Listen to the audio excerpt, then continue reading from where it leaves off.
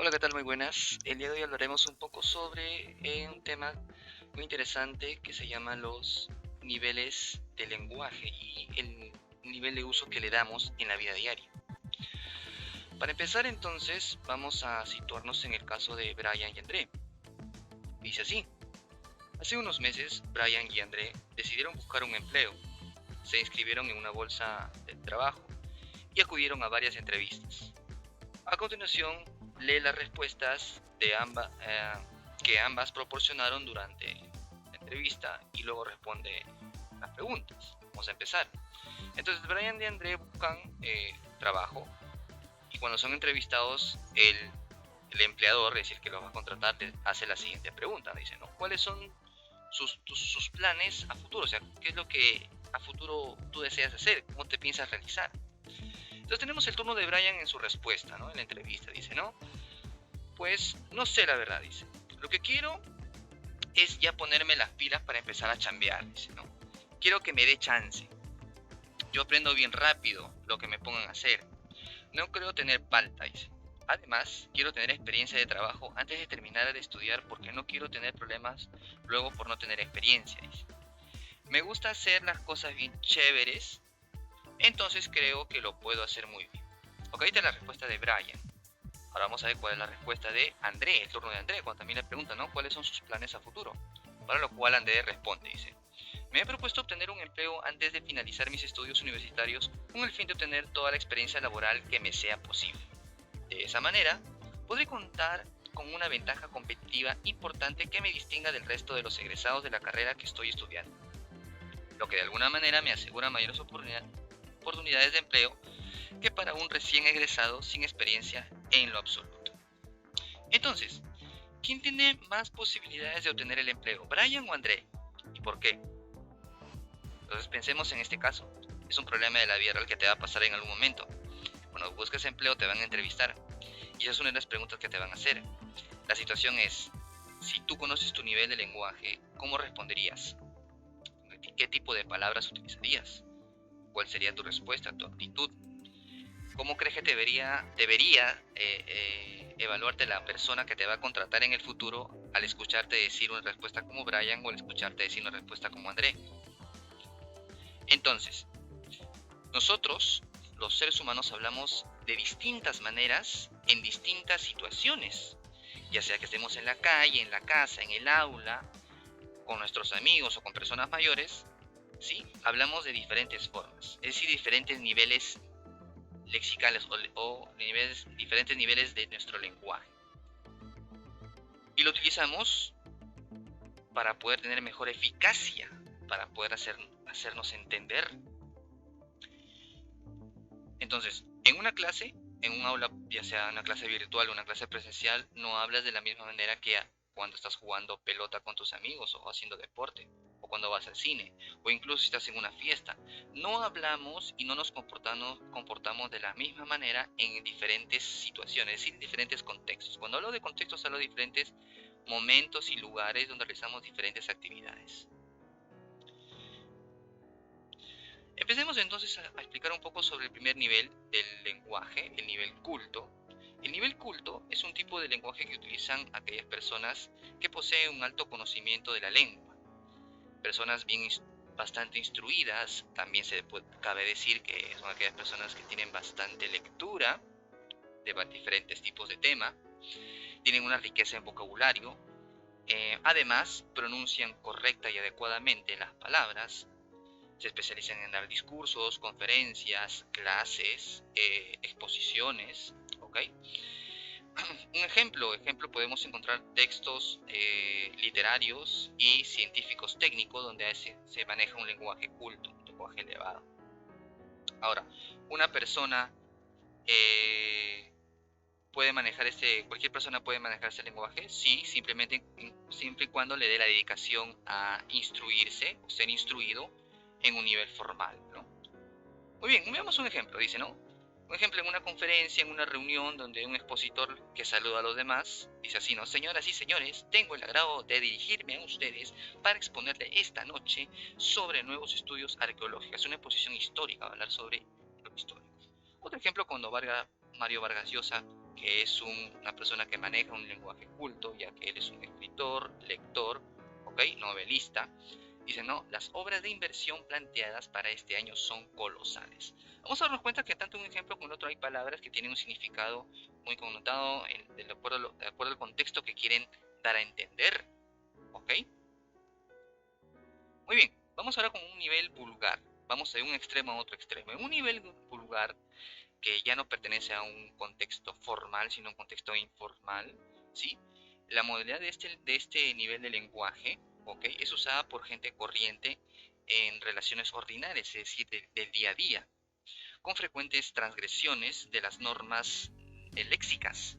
Es decir, transgresiones de las formas léxicas se refiere al uso de la palabra y a cómo transgiversan el sentido, el significado de estas.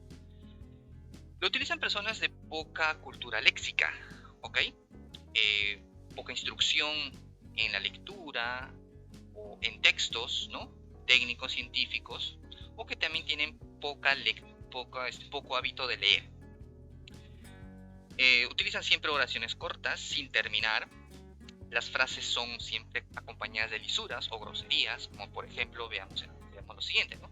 Esta película es más peor que la que vimos la semana pasada.